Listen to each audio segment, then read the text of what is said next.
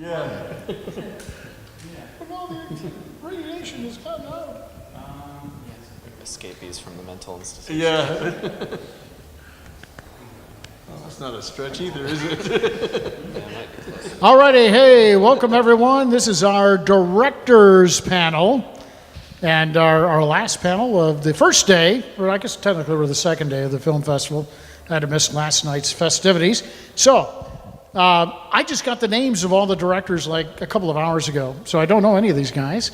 So I'm going to let them introduce themselves to you, and we'll start down here. Jeff, right? Yes. How the hell did I remember that? I'm terrible with names. Jeff, tell us a little bit about yourself, and have you directed anything? No, I'm just kidding. My name is Jeff Kamensky. I directed Team Proof. All right. My name is Sam Vanavray. I have directed all of one film, which is Brute Sanity. I'm Bradley Hawkins from Lancaster, Pennsylvania, and I'm here for my comedy fantasy short, Filling In. My other comedy short is on Amazon Prime called Roller Coaster. My name is Scott Dion Brown. I'm from Toronto, Canada, and I've also directed one film, and that's Kessler Syndrome. My name is Dave Rajkumar from Loganville, Georgia, and I directed Rebirth, which is going to be screening tomorrow.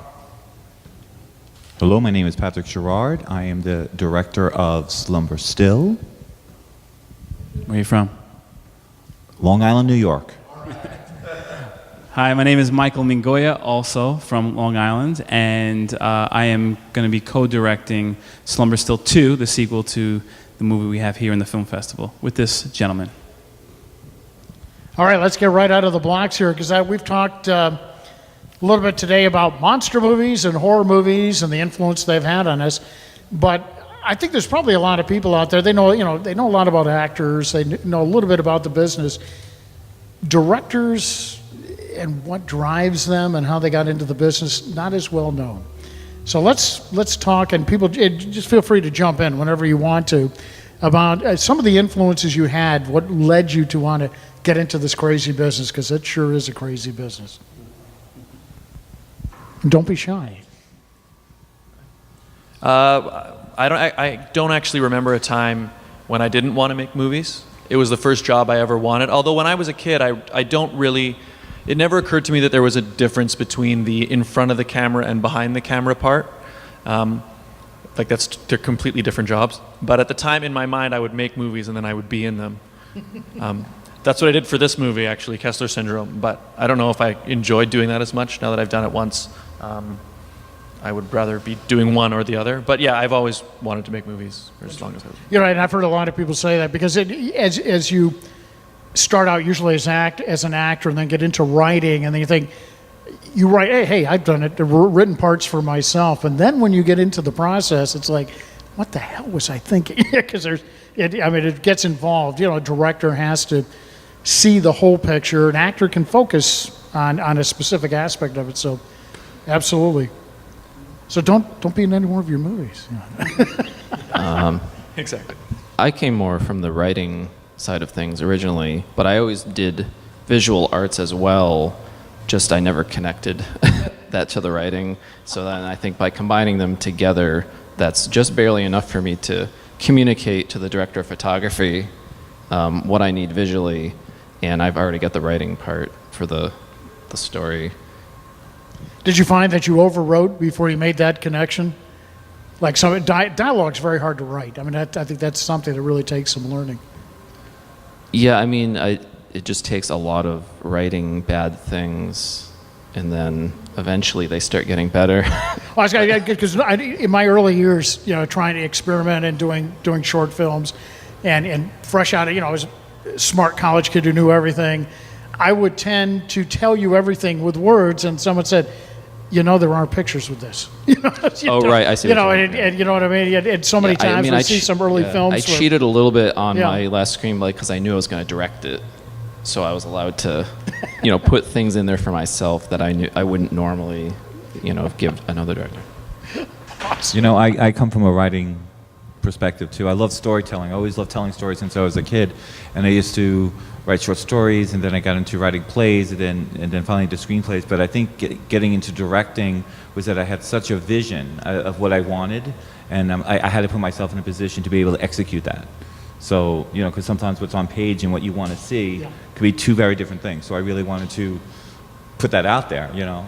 People might say, you're so controlling, but it's like I have this vision in my head, and it has to be the way it's in my head, otherwise it will bother me, you know. Like I want to see this shot this way, and I want to see the actor do this, and so that's how I got into directing, because I had a need to execute the vision. Nice. It's good motivation. Anybody? I'm going to take a risk of saying I'm probably the old man here of the group here. Going back to grade school, my sixth grade teacher allowed me to direct the sixth grade play because I was such a ham. And then I was a kid in middle school. I was running around with an 8mm camera and filming my brothers and making movies with the neighbors. Then real life hits you and you put that aside. But then I became a marching band director. In a sense, that's marrying motion and sound together. So I felt like a movie director of sorts then. I then went into teaching, to acting from there, and then started making more money teaching acting, which got me back into school. They call me non-trad Brad. I got my BA at 40. And then I taught film classes and acting classes. I've since retired from that, and now I'm doing what I feel like I've always been meant to do, and that's directing and acting films now at 60. Excellent. But you're not the oldest guy. Close. Yeah, my inspiration always came from just loving film. I would love to watch movies, and especially comedies. So when it came to writing this script, it was, hey, how can I make people laugh? And we used a lot of improv actors, so that really helped with dialogue and stuff like that. But it just comes from, again, from that passion of always loving and watching movies. Hardest kind of writing there is, too. For me, I was always a very visual person, as you were saying, Sam, too. But I remember being elementary school, even middle school, we didn't have a video camera. The family didn't have one, so I would create these situations and just record on an audio cassette tape, and everyone would have their lines, and we would have to imagine visually what it would be like. And then I said, this is not for me. You know, I would have music, my toe on one cassette player for the background music. This was the editing process, live. And then I said, it's not for me. I would love to be in front of the camera. So I did a lot of acting. But now I find myself going back to that. I want to be behind the camera too. And I have a vision as well. And I want to see how well I would do as a director. So I haven't actually directed yet. This would be a first for me, the sequel with Patrick. I actually started off producing when I was in college, and seeing people, make a film from beginning to end, I figured, it'd be really cool to start directing and see the creative process. So I started writing and taught myself directing, and I really think it's a really cool process from beginning to end, like see how a project starts from pre-production to post-production. And I guess at first I really thought directing was just telling the actors what to do. But I learned, it's a really creative process. And my favorite part is collaborating with actors, seeing them bring performance to life. And so, yeah, it's just a really cool process. So you were talking about you wrote plays before you got into the screenwriting part of it. Did you direct any stage before you got into the film side? Yes, actually, that's pretty much my foundation, is writing for theater. We have a similar background. And writing for and directing theatrical productions. So Slumber Still was actually my first foray into filming, Nice. directing a short film. And we were just talking before that. For me, at first, I'm like, it's completely different. I can't approach it the same way. So when he started doing the short film, I remember the first day of shooting, and I felt so out of my element, and I was worrying about angles and fundamental things I wasn't worrying about. I wasn't worrying about the actors' performances and all that. So before the second day of shooting, I'm like, all right, we had to get everyone together. And then I approached it like a theater director. I had blocking, I had motivation for the actors, and then it felt better. Because at first I'm like, it's completely different. I can't do it the same. There's no stage right, stage left. It's a camera follows you. They can walk any direction they want. And I'm like, no, they can't. So once I said it's okay to look at it like a theater production, That being said, though, with film, you can capture a lot of subtleties you can in theater, like a reaction or a sound or a subtle expression on the face, and I love that about film. Like, that excites me and all that. A friend of mine once said that in theater, whatever you put on stage, you can't control what the audience looks at, because you can be sitting here on stage, but they're looking at something that's over there. Film, you can control it because you can pan, you can put you can do a close up and put the shot exactly what you want. So I sort of like that comparison. It's an excellent point. Yeah, I ran into the same thing. It's funny. I started directing TV, then really heavily got involved with directing stage, and I had to learn. Yeah, I remember an assistant director telling me, he says, "This isn't a 3-camera operation. This is a live show." And then I had to go back to that when I started directing films. And yeah, it's a different ballgame, but there's still basics that you can't get around, and you hit it right on the head. Absolutely. Okay, now I know a lot of guys, even though some of you said you've only directed once, which doesn't matter, that counts. First instincts, first day on the set. It's got to be probably the most memorable time for any director. Their first film, first day on the set. If you're going to be challenged, it's going to be on that day. Tell us a little bit about that experience. Well, I had produced a film beforehand, so I wasn't totally thrown into the water with sharks or whatever. Choose a metaphor. But it was very hard because I wasn't quite good at shot lists yet. I feel like by the end of the movie, I had gotten into a very good flow of things, but to start off, my shot list wasn't very good, or I hadn't finished it and I was making it up on the fly.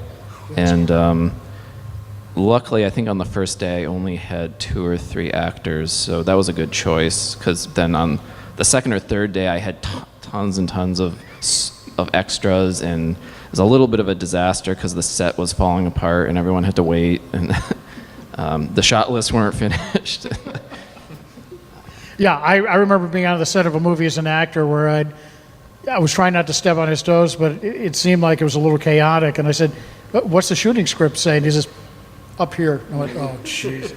And you can't keep it in your head. You just can't. You're right. I think my first day, you have a schedule. This is how I want to do it. You have a plan, and you have to be willing to throw that plan completely out the window, right? So the first day of shooting, I remember, we had the location and working with the videographer and setting up, like, even the first angle, and just the one angle we had to use.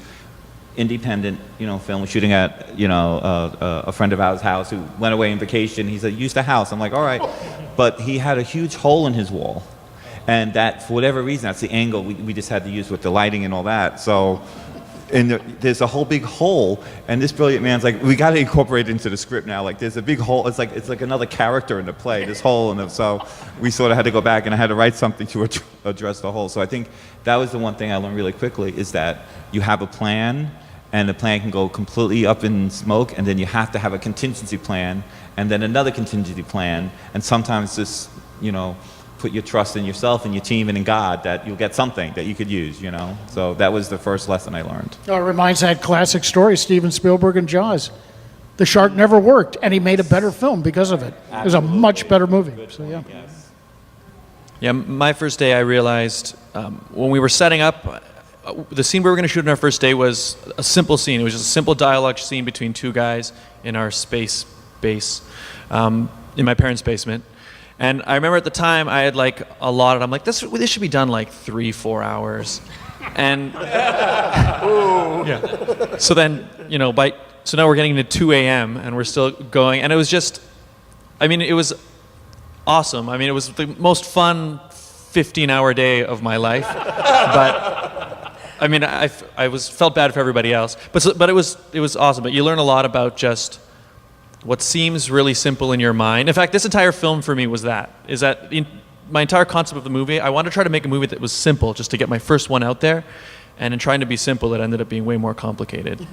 Don't set it in space if you want it to be easy. Oh, wow. I don't recall making my first movie, which would have been at age 13, but recently, my first professional short, Roller Coaster, I wanted to start easy. And the film stars my 25-year-old daughter, so I know her well. And we thought this was going to be an easy way to break in. It was just all you got to do is you're in bed, you're going to wake up and you're startled because you woke up from a nightmare, and we're going to have your cat on the bed. That was a big mistake. Working with a cat was one of the most challenging things ever. It was take after take and trying to get Grandpa, the cat's name is Grandpa, in the right position, get Grandpa in the right position, and then Grandpa would decide, no, he's not comfortable that way. And so we shot for like 2.5 hours trying to get her just the shot of her waking up, and ended up having to do it a second day because we knew we didn't get it right. So working with cats are one of the craziest things you could possibly want to do. And as it turns out, there's a cat in filling in as well. And you would have thought I would have learned from the first time. But we did figure out some tricks to make that easier the second time around. Wait, the cat had a stand-in? We're not going to go there. As long as you don't upset the SPCA, you're good. You got it. Nobody died or got hurt. I've done many shorts before, so for me it was making that jump to feature and getting through the first day. And once we got through the first day, I was like, we can do this. We can get this feature done, and especially when we screened the dailies, and I was like, okay, it meets what I need. So that was the big thing, day one, and just getting through it and surviving.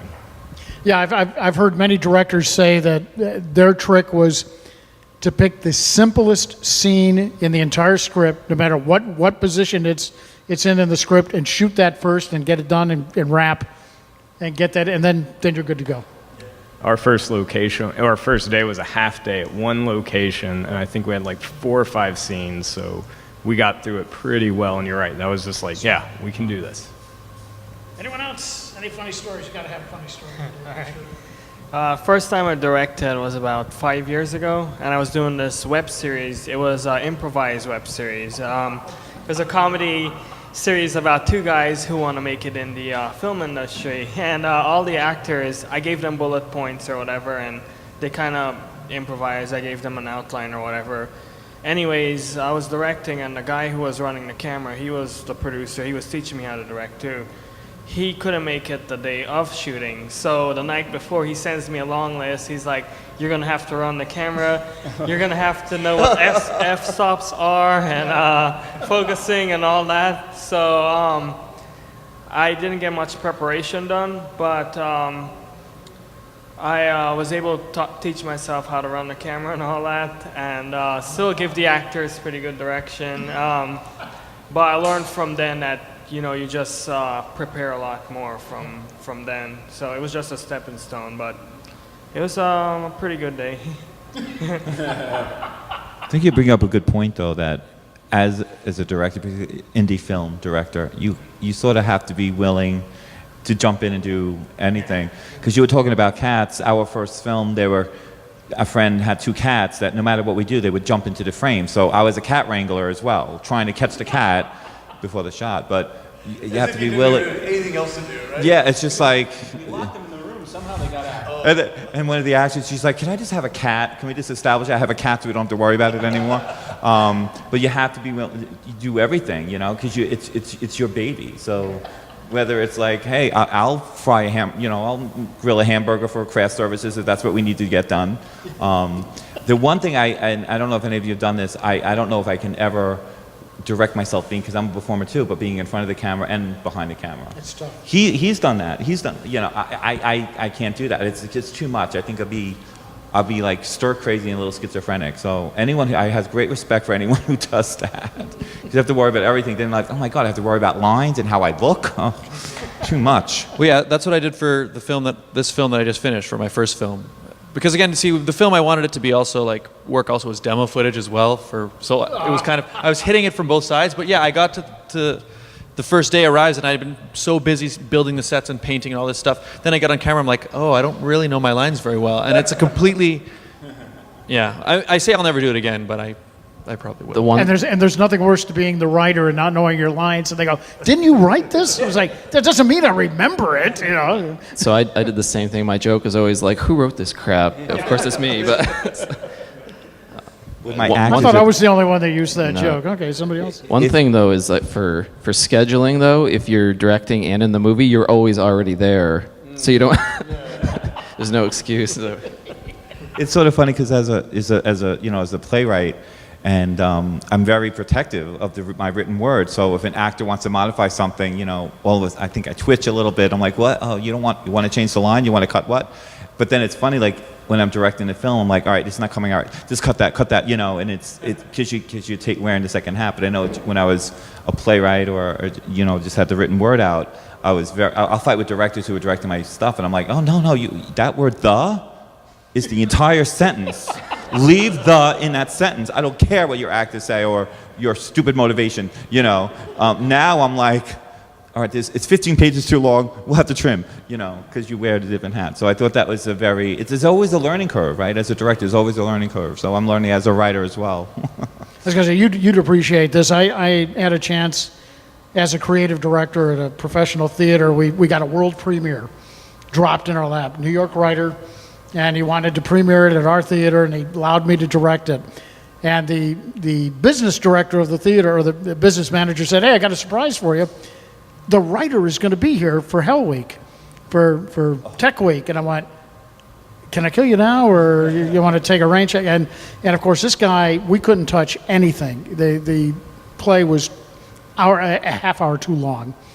And so we did opening night, got him on a plane, got him the hell out, then cut the hell out of the plane. It wasn't me, I swear. And it was a big run. No, it wasn't you. But I said, oh, man, I'd never do that ever again. New definition of Hell Week then, right? Yes, absolutely, absolutely. But that stage, that never happens in film, I'm sure. Now, have all you guys written your own directorial efforts? Is that pretty much what we got here? Okay. That's my story, yeah. Yeah. Guerrilla filmmaking? Any comments on guerrilla? We've all done that at one time, and horror seems to lend itself very well to the guerrilla filmmaking industry. Roller Coaster was shot in Los Angeles, and in Los Angeles, you're supposed to have a permit for everything.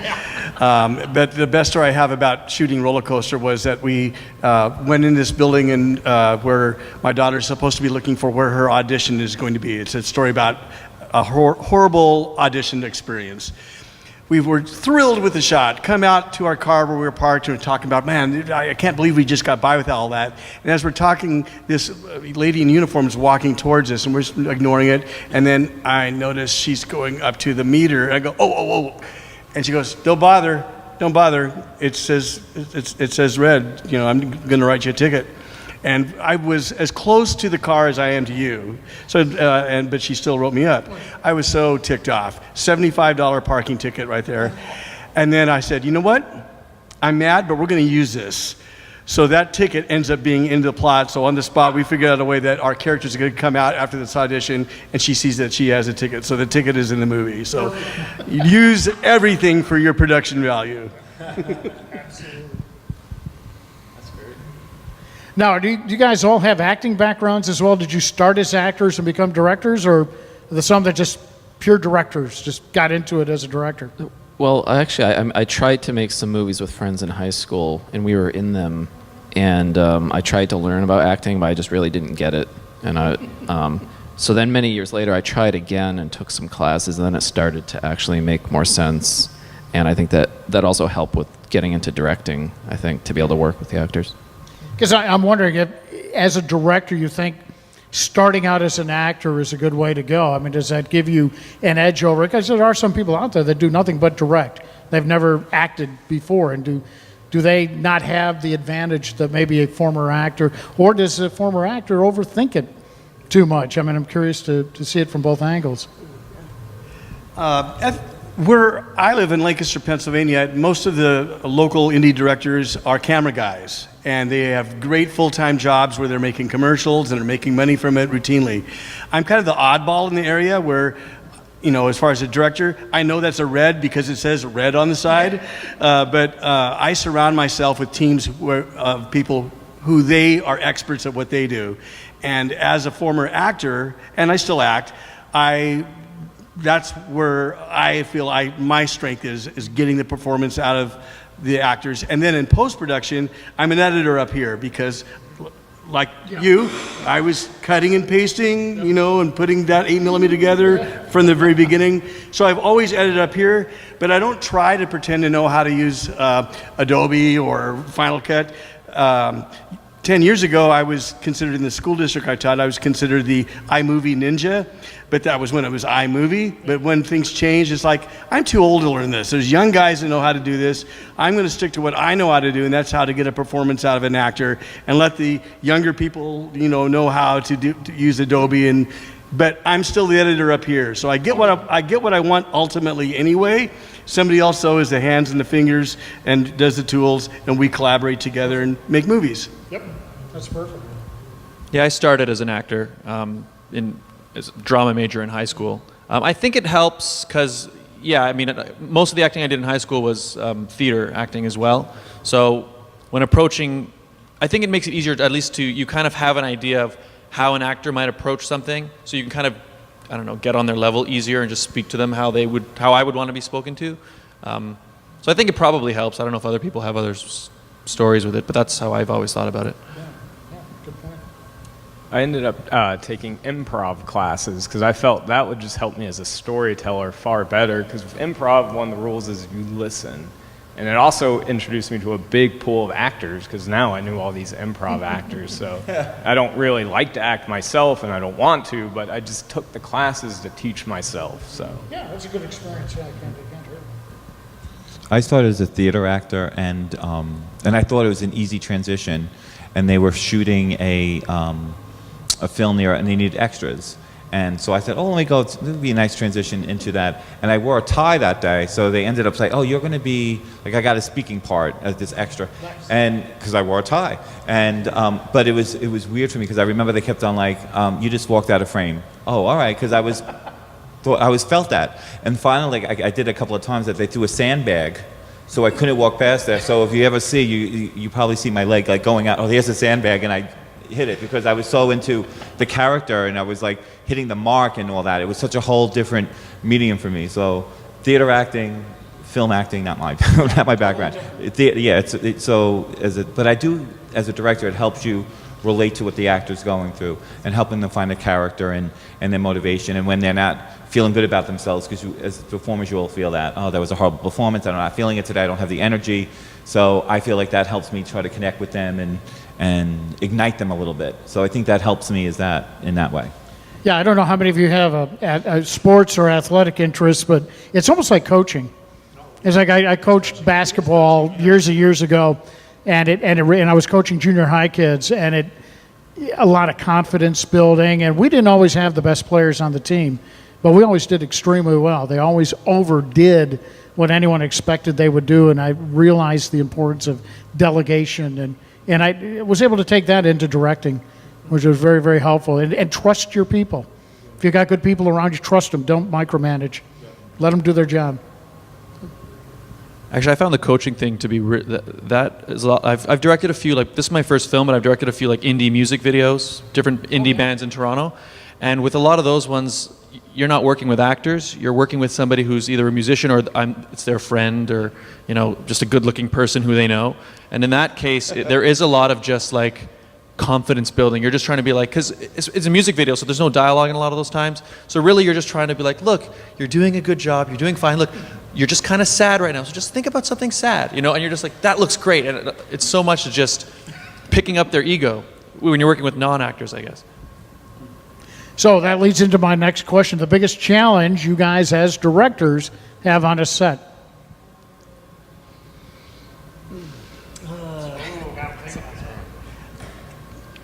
You could never plan for enough time. Doesn't matter what you come up with, there will never be enough time.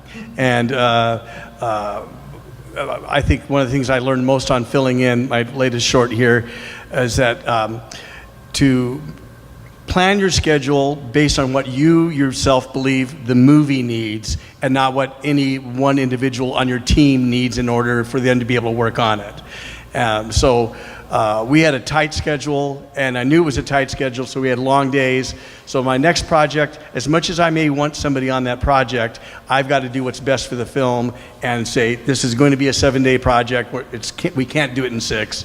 As much as we'd love to have you on the team, if you can't commit to the 7, it's going to be a 7-day shoot. So there's no way you can ever plan for enough time. Stuff happens, no matter how well you organize it. Good point. It's a good challenge. Yeah, I really like that.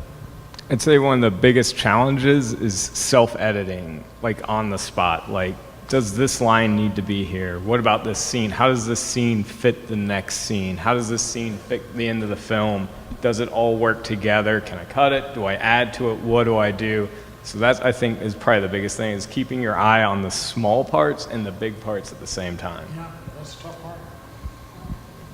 I found that even with the monitor, and actually maybe this is where tech could have helped a little bit if I had a portable monitor, but we ended up with like wires everywhere. And even with that, there's so many other things happening and stuff to think about that sometimes I'd be looking at the monitor and not even see all of what. So that's very hard to focus. And then immediately switch to like 10 other things. Yeah, you're always thinking like a chess game. You're always thinking about 2 moves ahead, and you could be sitting there watching the scene, and then, yeah, okay. And your AD hopefully goes, that really sucked. Are you sure you want that? Yeah, that's a good point. It's very hard to focus, yeah. Anyone else? No problem. I feel like time is a really big issue too, like you said. I know a lot of times, for me, you'd plan for it to be done at a certain time, but you just don't have enough time, especially with an action genre, because I remember once we did this film. Actually, I premiered it here last year, Serial Date. It was a horror film, had a bunch of action scenes, and we planned for it to be a 12-hour day shoot, and it ended up being we started at 12, ended at 4 in the morning the next day. So we ended up going about 4 to 6 hours more than planned, because you had to choreograph the action scenes, and it just took a lot more takes. So a lot of times you kind of have to plan for more time when you're setting up your schedules. I can think of another. How about weather? Weather come into any factor? Any of the shoots that you guys were, any of your films? I was all indoors, so I was in space, so I didn't have to worry. This time it wasn't weather. Actually, I had parking lot scenes in my film, and it was actually made up of multiple different parking lots that I then color corrected to pretend they're. But in one time when I was waiting for some people to arrive, it started sprinkling, and that wasn't part of the plan. So to make the later scene, which was then filmed in blazing hot sun, no clouds at all, I actually hand sprayed water onto the car to make it look like it just. And then it kept drying, so I had to keep spraying. No weather issues, but lighting issues due to weather. Yes. And trying for continuity. But again, the old guy part of me says this used to be a lot harder. Now with color correction, everything can be done digitally. It's magic. Movie magic can happen where we can easily shoot in the afternoon and through color corrections. Well, if you have the right team and you have enough ingredients in play and you plan for that, you know you're shooting day for night. It's a much easier fix now in the 21st century than it was back in the 1970s. So no weather, but clouds and just the changing of lighting. But again, now with modern filmmaking, it's a much easier hurdle to jump. I think the lighting, but also outside shooting, is those sounds that you didn't anticipate. Like, we just shot a short film, romantic comedy, out in this beautiful location. It was sort of isolated, like a wooded trail, and all of a sudden you hear a lawnmower. And I checked out the location before. I'm like, it's so quiet here, but there was a lawnmower, and then a dog. I'm like, one dog, then another dog, and then 3 dogs, and then of course, like 2 helicopters had to fly over, and it's sort of, you wait, and then let's try it again, and then something else happens. So we sort of had to, once again, put trust in yourselves and your team and God, and like, all right, these are the background sounds, and you try to be clever to cover it up. But the outdoor sounds and not anticipating, a car starting and all these different things that you just. I heard a car start, and it's supposed to be, an empty parking lot, So it's those things, and the lighting too. Like, you start in the morning, and then now the shadows, and the 4 minutes into the scene, the dialogue scene, the shadows on the other side, because you shot it 5 hours later, right. And the sun's in a different position. So all of those. And there's always going to be someone watching for that when the finished product comes out. I was that guy growing up a lot because I like to analyze films because I was trying to learn. But there's always that guy who says, at that time of the day, the shadow coming off his nose would be, it's like, oh, jeez, but yeah, you got to account for that. There's always that one guy. I did that too. It was like analyzing a film. I was like, oh, look, oh, there was a Wizard of Oz. There's Look for the something. goofs. That's right. Can't turn it off. Let's talk about the funniest anecdote you can come up with from, maybe it wasn't a fun shoot, but it seems like every set I've ever been involved with, there, even if it was a disastrous shoot, there's always some fun anecdotes that come out. It's something you can look back on, maybe not at the time, but down the road at some really humorous times. And I'm sure folks out there would like to hear some of the more fun aspects of directing. Well, I tried to run a safe set, and this seems like it would be impossible, but on no less than 3 occasions, a chair fell apart while an actor was trying to deliver lines. I guess I don't know why that's funny, but that is funny, yeah. So I've got to be careful so I don't give away a spoiler here, but in filling in, there's an issue that it's a really twisted Tooth Fairy story, okay? Okay, folks, if you want to see this movie, turn this off right now for just a few minutes. Well, it's on the poster. There's a bowl of teeth on the poster for filling in. And without giving away why, there's a point where one of the actors takes a tooth out of the bowl and eats it. And I'm not going to explain why. So we made edible teeth to go in there. Okay? And my wife actually found a recipe for Halloween for making edible teeth, I guess. So we had these edible teeth in this bowl, but we had real teeth in there as well to blend in. Well, the actor, during my take, grabs the tooth, puts it in, chomps, and then he goes with it. It stays on camera. He's going with it, but then I notice he's grimacing afterwards. He goes, he literally chipped his tooth on a real tooth, and he now still has a chipped tooth from that experience. So that's one we will never forget, is that what Carl Holtz sacrificed to get that shot right was chomping on a real tooth and breaking his own tooth doing it. Nice.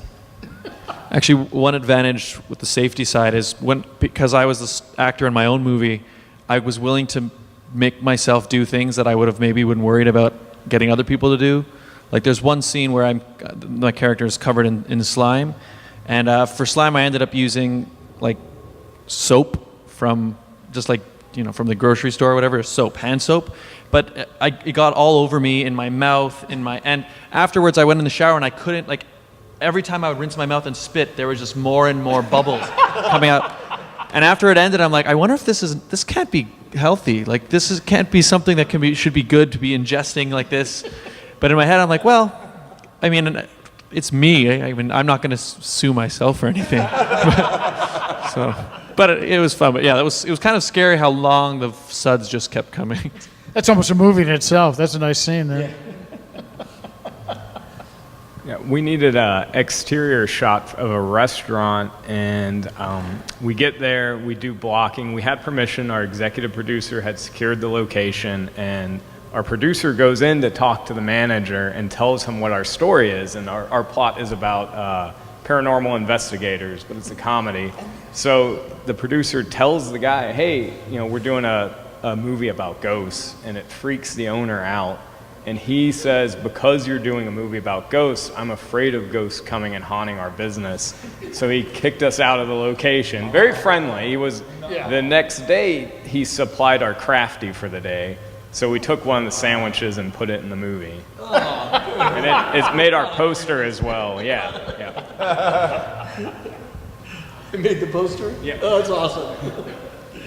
Yeah, about 3 months ago, we did a vampire film for the 72-hour horror film fest.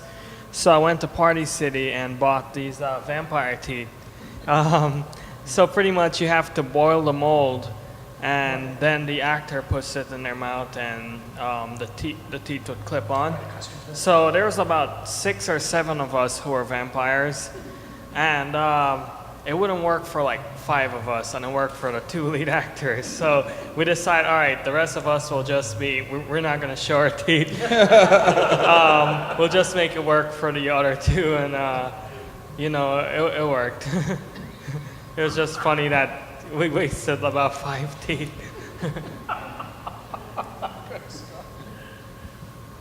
Gags? I'm going to go there again? Okay. The funniest thing I could think of that we had to do for Slumber Still is in a pinch, we needed Patrick, not to give away any spoilers as well, but Patrick needed to play a very shadowy figure. And I say Patrick because we needed somebody to man the camera, which I jumped in at this point to film him. But it wasn't Halloween time. It was February. So I went to Party City, and I said, I need do you have a black spandex suit anywhere, And they had one. Let me check in the back. It was a medium. I said, done. Bought it, brought it back. I figured, well, that's what I was going to say. I knew Patrick would probably be a large, but I said, you could squeeze it. It's spandex, right?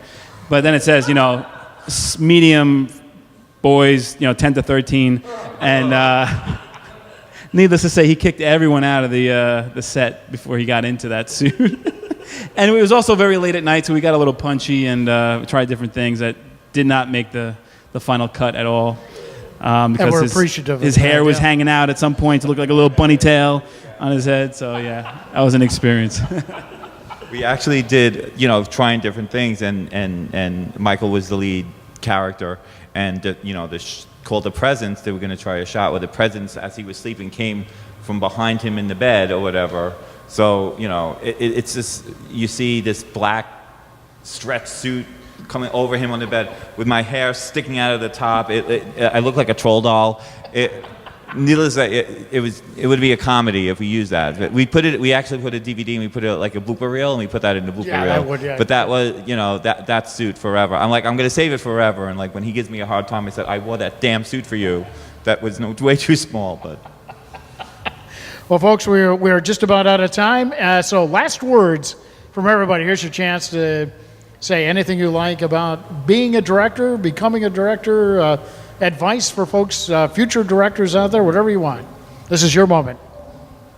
If you're looking to be a director, go out and film. Start right now. If you want to be a writer, start writing right now. Don't wait. We have the technology right now. It's so easy. You can film on your phone. So get out, make mistakes, learn from your mistakes. One thing we always tried to do with our projects is make the next one better. How can I make it better? What would be better? Oh, we need better sound than this one. We'll get a better sound guy. Or we'll have a sound guy, We need lighting. Oh, let's go get a gaffer. So, again, just try and make yourself better every time.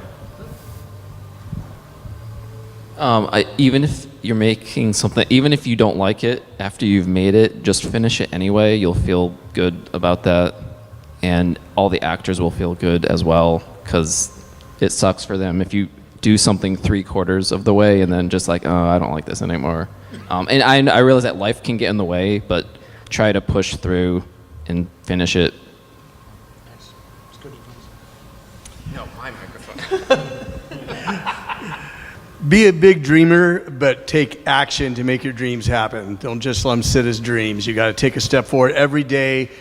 Every day, do something that gets you closer to your dream, and it'll happen. But you've got to move forward, one foot in front of the other every day. Every day, don't let a day stop that something isn't happening to move you closer towards your dream. And Georgia is happening. Coming from Pennsylvania, this is my second trip down here, and I'm excited about the energy, the passion. I can see why this is now being called the new Hollywood. Things are happening here. This is going to echo what's already been said, but yeah, just start. I mean, like I said in the beginning, I've wanted to be a filmmaker since I was a little kid, but I'm now just making my first film, and I'm looking back and I'm like, I could have made it earlier. So just the cameras, like I said, like you said on a phone, you can make it. Like just write the script tomorrow and film on Monday. It doesn't even need to just get started, because once you've made something, then you're a filmmaker, and now you can always just get better from there. But you got to just start. Just start. Yeah, if you want to learn to be a director, I'd say study films, and then just do it yourself. Get a camera, get your buddies, and you can learn from then on. And as far as learning how to write, one thing I learned was reading scripts really helped me a lot. So that works too. So I'd say just go out there and make your dream happen. I think to be a good filmmaker, you need a story you believe in, characters that you love. Even if the villains, you have to love them. And if it's in your soul to make it, you make it. You don't have to make. You don't need $1 million. You don't need $100,000. if it's in your soul to make the movie, just go out and make it. Because the story is the story, and you need to get it out. So just go for it. All well said. I agree with everything. That was great stuff. Now is the best time, I think, to be a director, to be a filmmaker. The only thing I would add is to not only know what your strengths are and surround yourself with people where you're weak. So if you're not a good editor, find a good editor. If I'm horrible with lighting, like find somebody that knows lighting.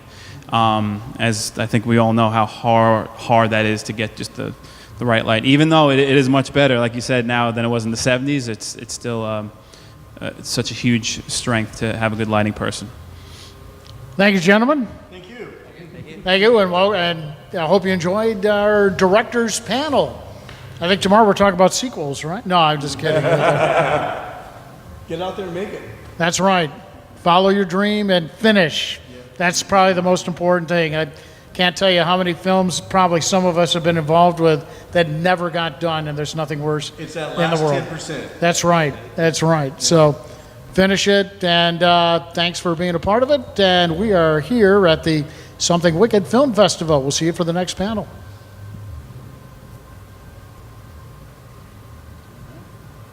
That's a wrap.